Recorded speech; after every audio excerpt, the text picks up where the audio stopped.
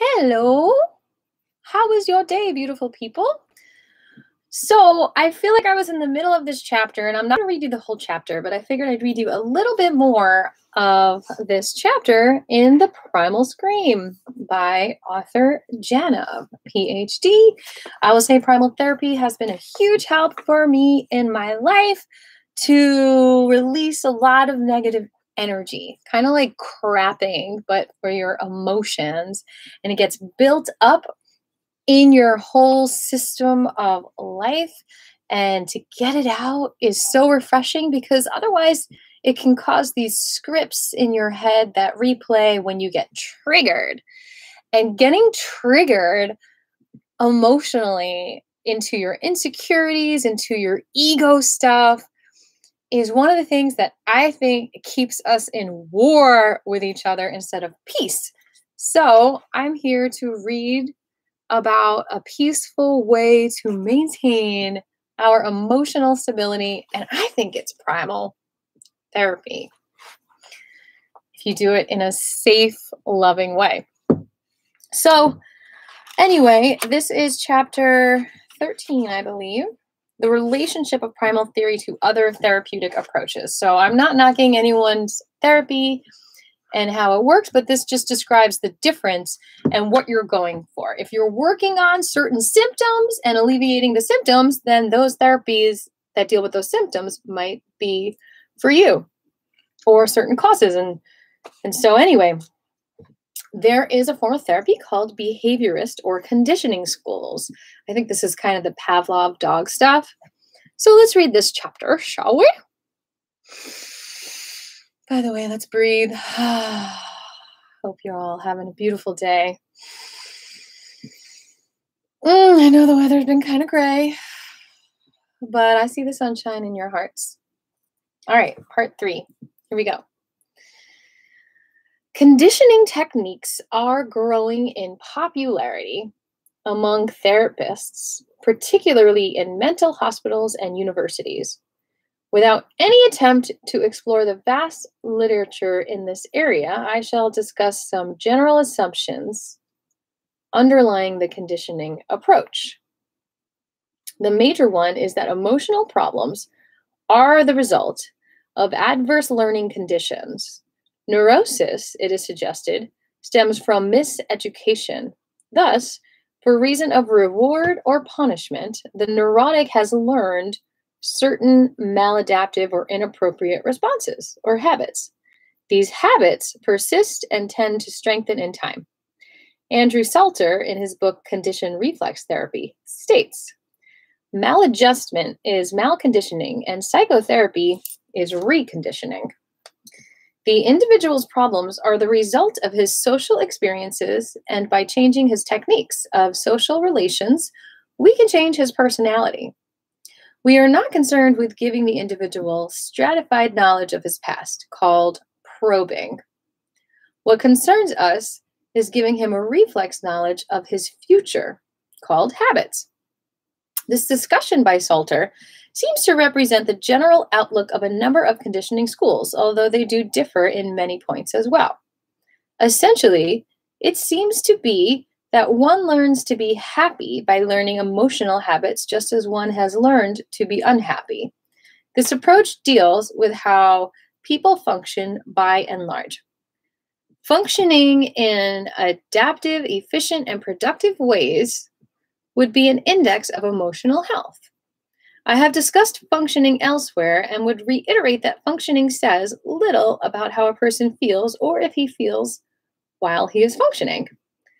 Patients who have functioned quite well in terms of position, status, and income have said that they felt dead, and everything they did was meaningless, just going through the motions. Thus, while they may have been mechanized early in life by 2 very adept conditioning machines, the parents who rewarded neurotic behavior and punished well behavior, the pain which was produced, I believe, cannot be dismantled by altering the root of the symptom or the surface behavior.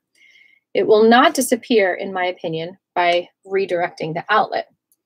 So this is basically saying a neurosis was caused by the parents rewarding neurotic behavior and punishing well behavior. So there are consequences, people, to rewarding neurotic behavior, okay, and punishing well behavior. So let's think about all the children right now and think about, are there any behaviors that are neurotic that they're being rewarded for right now? And do we need to address that with mental health awareness? Okay. Anyway, moving on. There are many examples of conditioning therapy to be found in the literature. For example, in a local mental hospital, the following approach has been undertaken with alcoholics. A bar is set up, and each time the patient takes a sip of an alcoholic drink, he receives a harmless but painful electric shock. The current increases until the patient, the current, not current like now, but the electric current increases until the patient spits out the liquor into a bowl before him, at which point the current is turned off. This is called operant conditioning. The idea is to pair a certain bad behavior, which is to be conditioned out, with an unpleasant stimulus, driving out the undesirable habit by making it feel unpleasant. Yikes. Another variation of negative conditioning is to show a series of cards. Okay, let's blah, blah, blah, blah. Let's go down to what primal therapy is, on the other hand, okay? So he says, I do not think that one treats the illness by dealing with the symptoms, because these are symptoms, I suppose, from the neurotic rewards. To treat neurosis, one must deal with needs. Needs! Primal needs?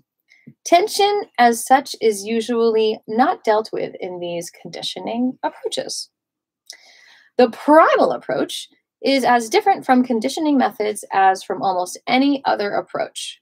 Rather than view a person's fears as entities, primal therapy believes that it is the person who is fearful.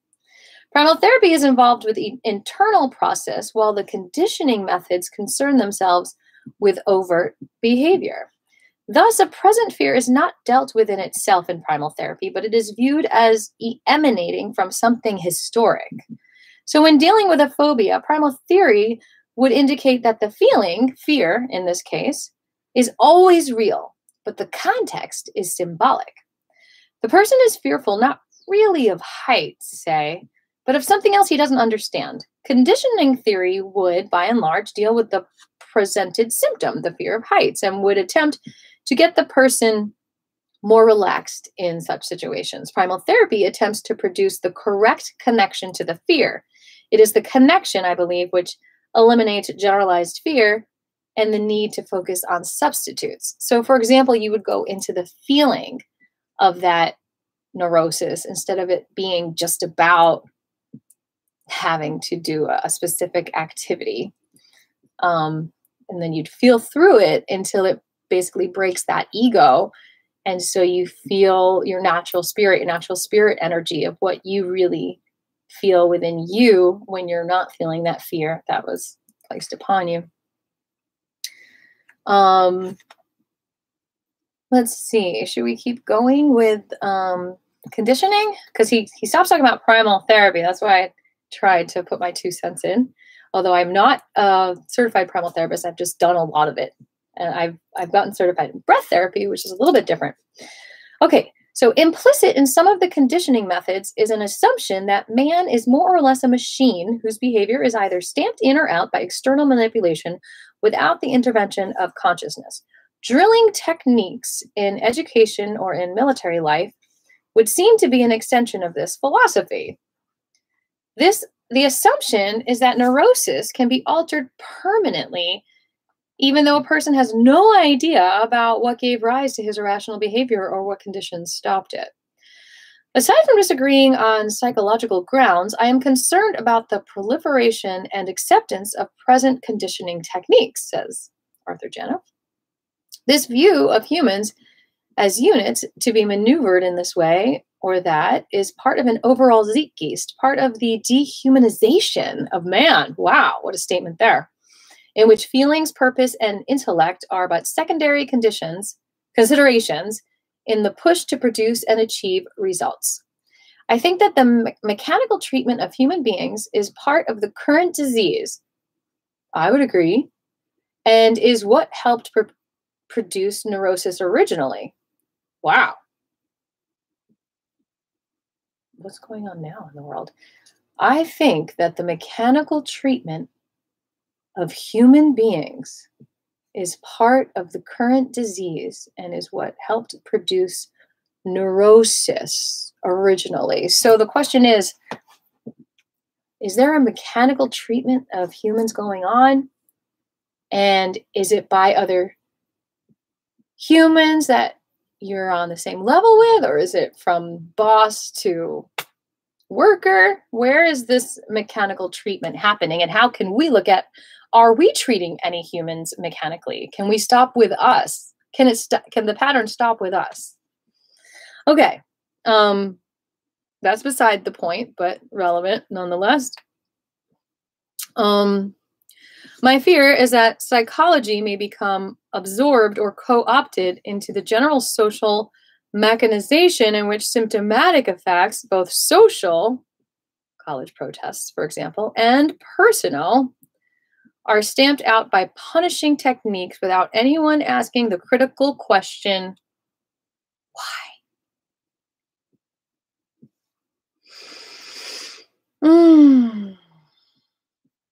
Social mechanization.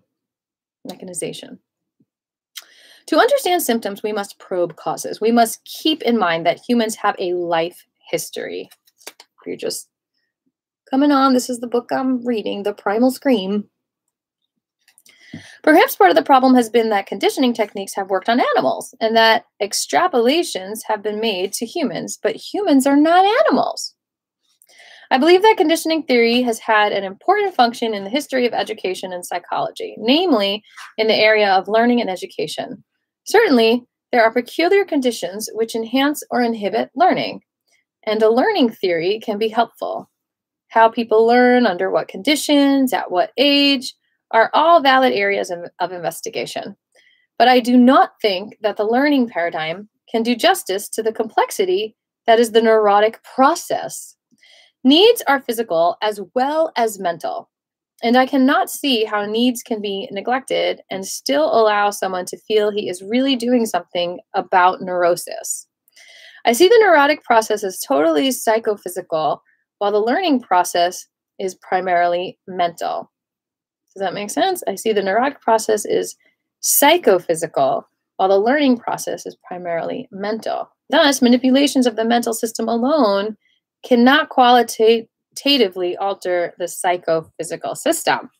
That's a lot of words right there. Should we go on? Or I think that's probably enough for now. That was a good 13 minutes, okay? But, you know, please comment below if you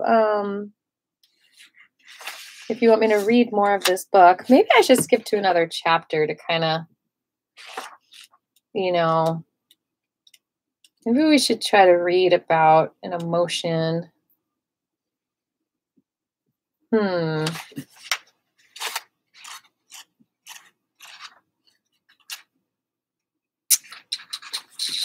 Look, I have something bookmarked.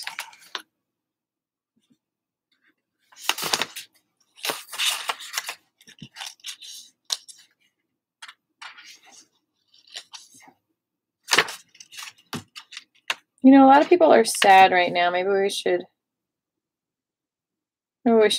read about depression a little bit. Okay. So let's talk about a person who blows up frequently.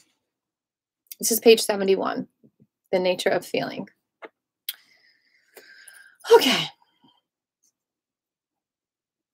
Surely he is feeling anger and expressing it, isn't he?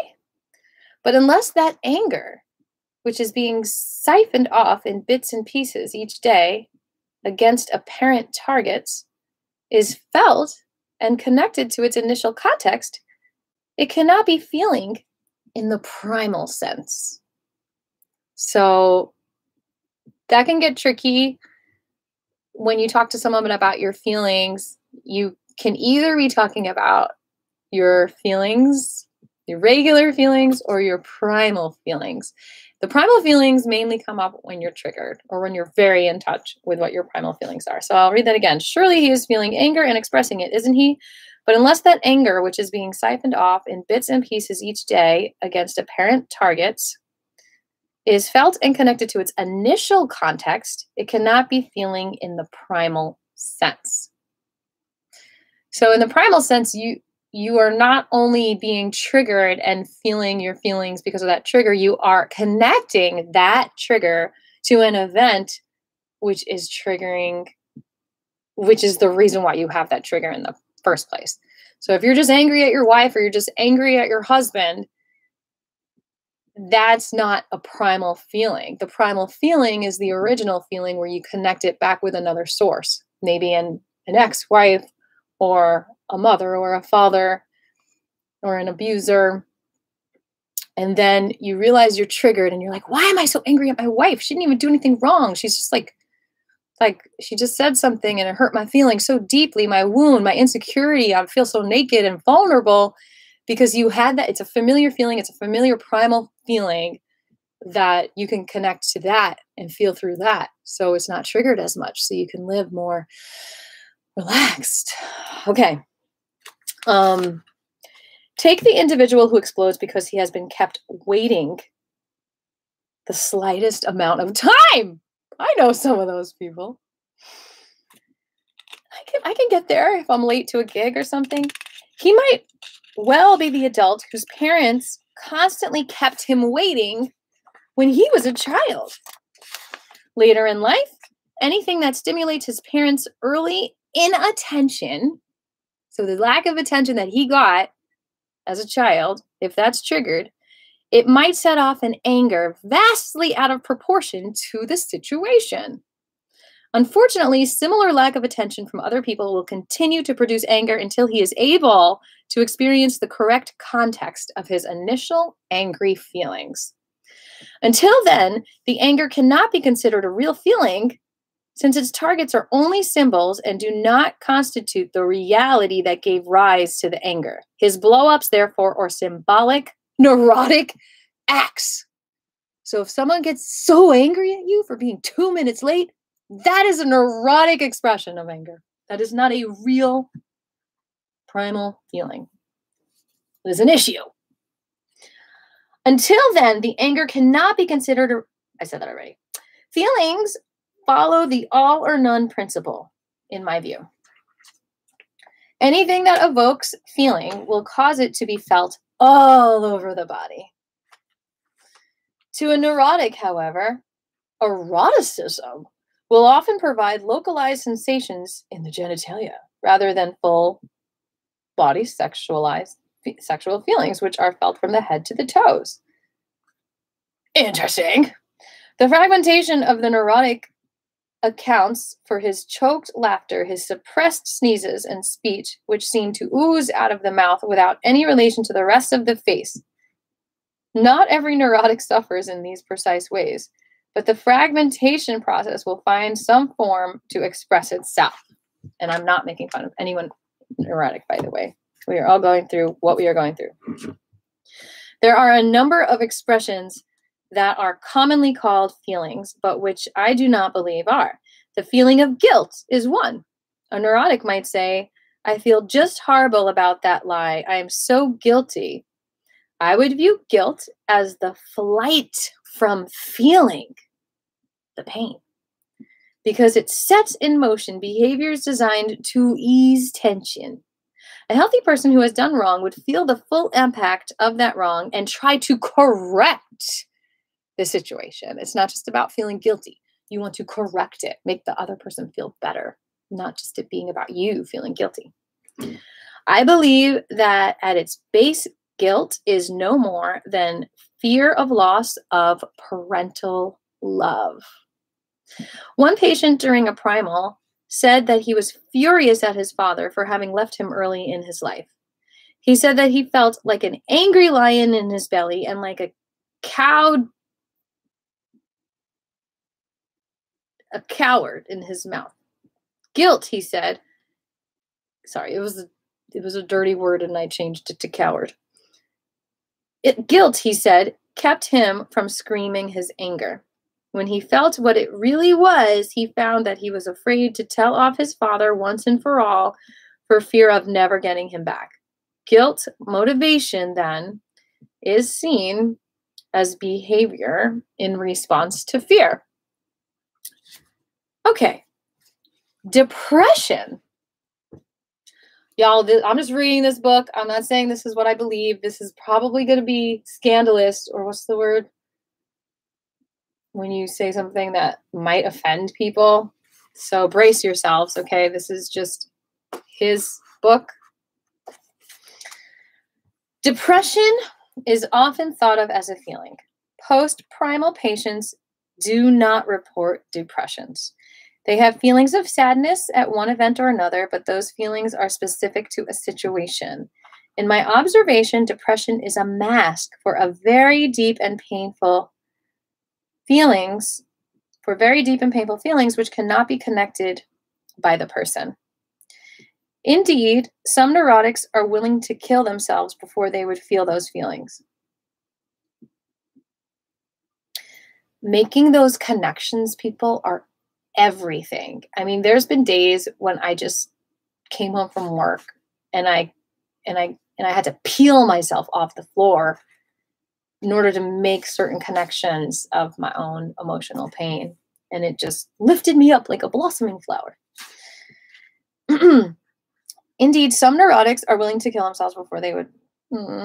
Depression is a mood close to the primal feelings, but still remains experienced as uncomfortable bodily sensations. You feel this in your body. You feel the tired. I'm down. I feel black. There's a weight in my chest, a tight band across my chest, etc. Because there's no connection to the early source of the mood. Connection changes moods to feelings, and this is why post-primal patients have no moods, only feelings. When depressions are measured with an electromyograph, they exhibit a very high level of tension, which shows that depression is a disconnected feeling.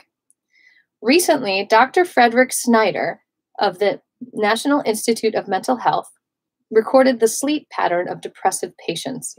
Depressives began their dream activity almost as soon as they fell asleep, and the sleep is truncated and fragmented.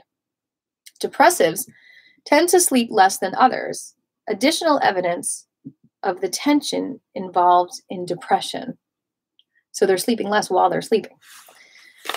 Any trivial event might trigger a depression. Any trivial event. One patient went to a party and left early, depressed. No one had talked to her or seemed interested enough to sit with her. The depression lasted for days, and it became clear that she was no longer responding to something at the party.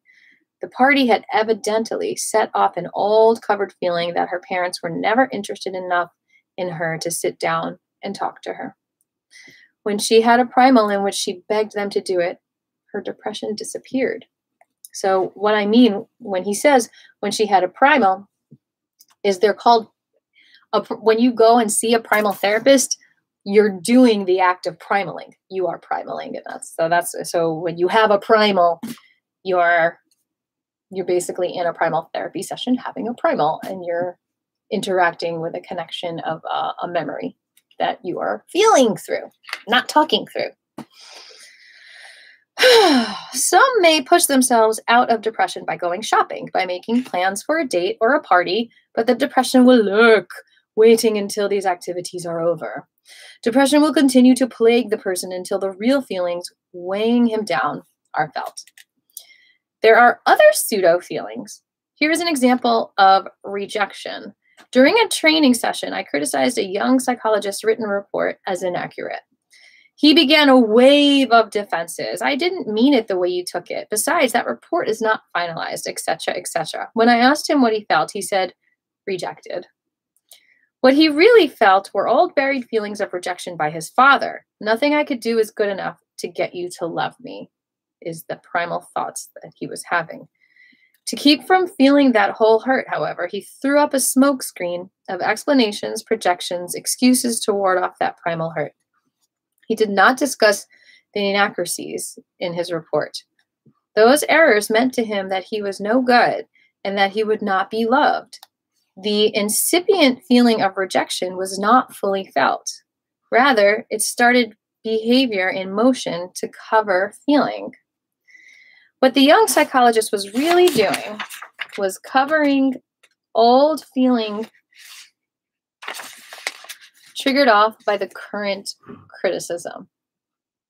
So when someone's getting defensive, they might not want to feel the pain of this insecurity that they're holding on to, or whatever it is. There was nothing so inherently painful in writing an inaccurate report which would justify all those denials and excuses. He made excuses about his report to keep primal pain away. He did start to feel something, rejected, the old real rejection, but he covered feelings, and this is why I say the neurotic does not fully feel. He is split off from his childhood and his childhood feelings, so he cannot have a total feeling experience. Each new insult or criticism he receives as an adult sets off fragments of the old pain. But to feel really rejected means to be writhing in pain during a primal, to feel utterly alone and unwanted as that child. Once that is felt, there are no more feelings of rejection. For example, you don't love me! I mean, I can't go into a full primal right now, but like you go into the little kid. You go into what the child is feeling. Like, I feel so alone right now. Nobody loves me. Anyway.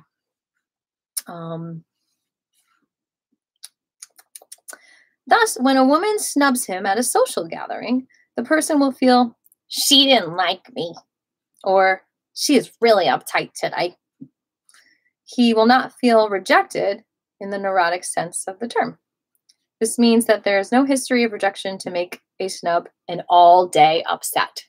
So if you have all-day upsets, there might be a history of rejection from your parents, from your sister and brothers, whatever it may be, that it would be good to face and heal from.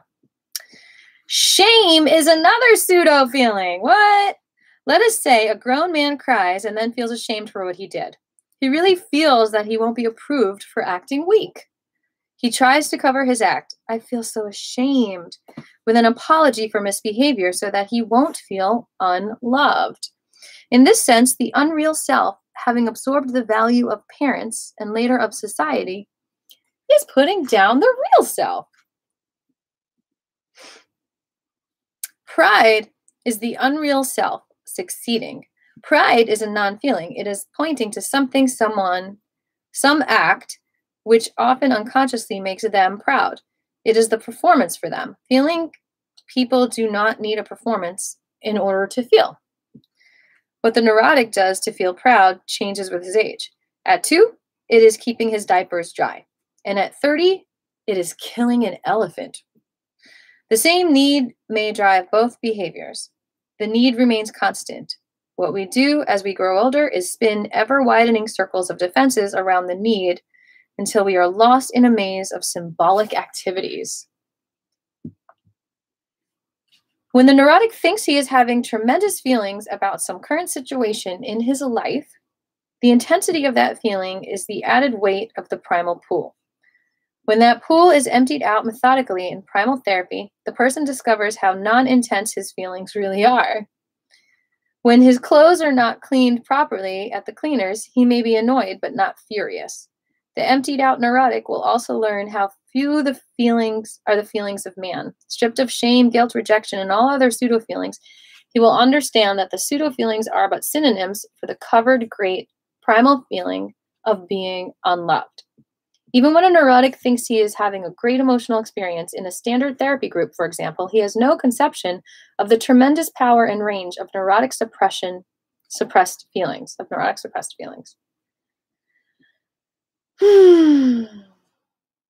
feeling. Tears and sobs in conventional group therapy are but the tiny effluvia of that gigantic, still dormant inner volcano composed of thousands of denied and compacted experiences is pressing for release. Primal therapy unleashes that volcano in steps. Oh, I should learn the volcano song for my gig tomorrow. Once those denials are past suppressions, feel only the present, and that present is not nearly as volatile as neurotic emotionality because there is no repressed force behind it. You know, when you pressure cook something. Yeah. Thus, the neurotic may laugh explosively because there is an explosion inside, or he may not be able to laugh at all spontaneously because he is still back there in some kind of sadness. In the first case, the neurotic has covered a feeling and diverted it into laughter. In the second instance, laughter, as well as sadness, may have been suppressed by a person who has flattened out all his emotions. What the layman has often come to see as real feelings are but strong reactions to hurt: anger, fear, jealousy, pride, and so on. In standard therapy, even the position of sitting up in a chair facing the therapist would militate against having these convulsive feeling experiences. True. Nor are these feelings the result of some kind of therapeutic confrontation between patient and therapist. The only confrontation in primal therapy is between the real and unreal selves. Are y'all fake or real? What's going on? The fact is that the neurotic is a totally feeling person, only his feelings are kept locked away by tension. He is constantly full of these old unresolved feelings surging for final connection, which emerge as tension. For the neurotic to fully feel again, he must go back and be what he wasn't.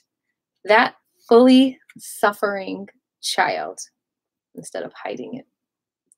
Thus, he may try hugging and physical touching in a special therapeutic encounter group and believe that he is breaking down the barriers between himself and others, or having a warm experience and getting the feel of others, but there is no way for an unfeeling person to get a feel for anyone else, no matter how much hugging goes on. First, we learn to feel ourselves. Then we can feel ourselves feeling others. A blocked person could conceivably touch someone else all day long and feel nothing. Not exactly nothing. He will feel the old hurt, perhaps of not having any warmth early in his life, only he won't know that is what he is feeling. Being sensual, in my sense of the word, is to have one's total sensorium open to stimuli. When this is lacking, we find such instances as a frigid woman hopping into bed with any number of men and still feeling nothing. I need a sip of my mate. My mouth is getting dry.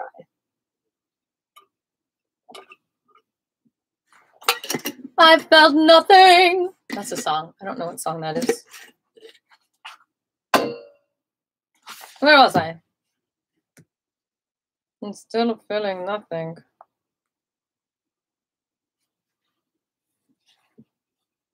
The point is that feeling barriers are usually not between people, except in an indirect way. The barriers are internal. The barrier, shield, or membrane, which so many neurotics live behind, is the result of thousands of experiences where feelings and responses were suppressed. That barrier has grown thicker as each new feeling has been shut off. There is no single dramatic way to break that barrier.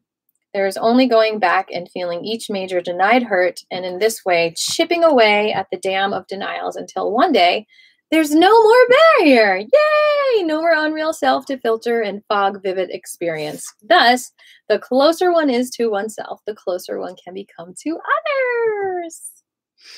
Symbolic ways of breaking the barriers which people have erected internally cannot resolve real feelings. For example, one popular technique is to have people gather in a circle with one person in the middle. He learns to break out by crashing through the circle of people who are arm in arm. I suppose the person is theoretically learning how to be free by this act. One rationale often given is that the person is learning how to liberate himself. This seems to be magic. If I do this ritual, I will solve my real problems. I suppose that this ritual is designed to enable the person to feel truly free. But until he feels what is really constricting him, I believe that this ritual is encouraging the neurosis by encouraging symbolic acting out. It seems to be no different from the neurotic who is skydiving in order to feel free. I am sure that there is a momentary release of tension and an adrenaline rush through the symbolic ritual, but it scarcely can dent the rigid defense sense. No judgment. Have fun flying. That's awesome. What all this amounts to is that actions of a neurotic, no matter what they are, cannot undo neurosis. The neurotic may touch, but not feel. Listen, but not hear. See, but not perceive. He may go in for sensitivity exercises such as hugging others to develop his sense of touch, but only when he can feel those experiences will he have real meaning. And by then, he won't need special sensitivity exercises to help him feel. The primal view of feeling is considerably different from other views. If during a sensitivity training session, someone were to hold another person's hand in an empathic gesture, it would normally be simply a warm interpersonal experience. But what happens to the neurotic in such a situation is that the touch sparks but does not fully ignite. Powerful primal needs, which have no name, but which make the person often feel zapped. So what happens to the neurotic in such a situation is that the touch sparks but does not fully ignite powerful primal needs, which can make the person feel zapped. Why? Because what is a simple human affectionate act, a nice sensation, becomes plunged in the deep emotional bank of a neglected, sterile childhood, adding extraordinary resonance and power to the experience. Because that power is not conceptualized, it tends to be an isolated experience in which the person may be overcome with emotion or in which he feels some ineffable mystical sensations which he may label a peak experience. Primal therapy both ignites that stored powerhouse of feeling and couples it with conceptualization. After that, the experience can be what it is, a touch, and not what a history of neglect has made it into. Here we see how exaggerated neurotic response, what the neurotic thinks is his real feeling, is created by unfulfilled need. I believe that there are levels of defense, or rather layers of defenses, which allow some people to be closer to their feelings than others. It depends on how the family constellation aligned itself, the cultural milieu, as well as the general constitutional makeup of the person. There are some families in which no feeling at all is allowed, others in which sex but no angry feelings are permitted. Generally, however, neurotic parents are anti-feeling, and how much of themselves they have had to cancel out in order to survive is a good index of how much they will attempt to cancel out in their children. Often it isn't a deliberate stamping out process. It may be the constant shushing when children are exuberant, the look in the parents' eyes when the children grumble or complain, the embarrassment when the children discuss sex, or when the daughter shows her body in the bath. It may be in the no-nonsense approach of a father who poo-poos his son's fears or his daughter's sadness. It may be the mother so beaten by life that she cannot tolerate or permit their own daughter to express her helplessness and need for protection. It's in the don't you ever talk that way again, child. The don't dwell on failure, my boy. Think success. Think you're being nice, I know. Or in the what's the matter, sissy? Can't you take it? It is found in the thousands of trivial expressions in which children can never be allowed to be grumpy, critical, excitedly happy, or furious. Or more tragically, it may be in the simple fact that there was no one there to tell one's feelings to. A working mother, a sick parent too ill to help her listen, or a father too preoccupied with making a living to pay attention. It all adds up to the same thing, the real hurt self locked away by pain. I believe that in the field of psychology, there has been a good deal of confusion over what happened to the neurotic's feelings.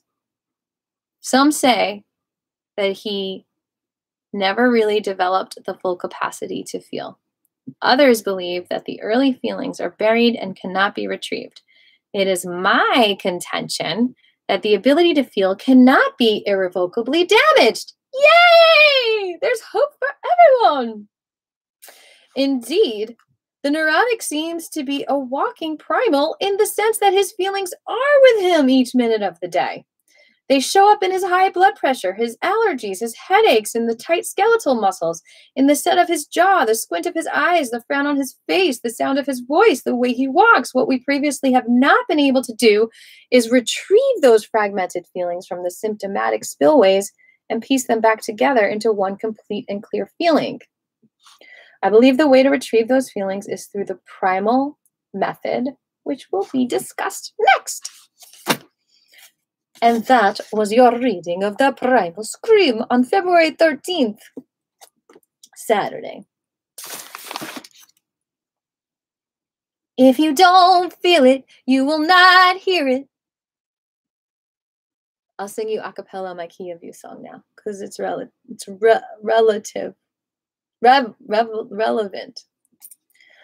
Making the invisible visible, that is my destiny. Giving myself a voice, giving myself choice, and making it through and loving it too. Oh, how can I now help you feel seen and heard? That is your destiny. Well, maybe you have people gang up on you, but you know the truth, yeah. You'll make it through. If you don't feel it, you will not hear it. You'll protect your lies with all of your pride. If you don't feel it, you will not hear it. But the truth is safe inside. Inside. Those feelings are safe inside. Sometimes all I have for me is my no. When you don't hear my yes, please don't sweep the painful stuff to the side. No, they need to get outside, outside. If you don't feel it, you will not hear it. You'll protect your lies with all of your pride. If you don't feel it, you will not hear it. But the truth is safe inside. That's the title song of my next album. I didn't sing you the whole thing, but I'm sure there's some recordings of it somewhere. Some concert, but maybe I'll sing it soon on a Sunday Night Live. Anyway, thank you for tuning in.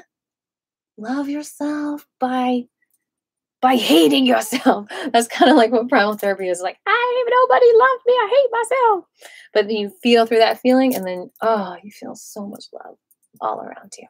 So good luck with whatever you're dealing with. We are all dealing with something, but we're not broken. We're just in process, and we're all perfect too.